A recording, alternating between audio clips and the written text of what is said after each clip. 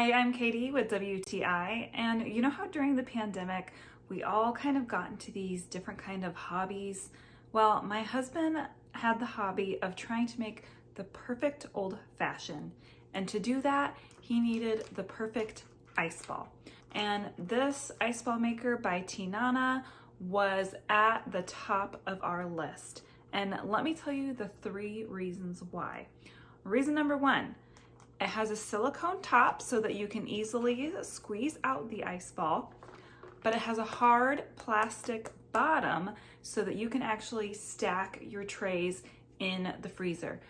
Reason number 2 that we chose the TINANA brand is because of these nice little kind of locking closures that helps keep the water in each individual ball and it's not spilling over and spilling out. And reason number 3, the size.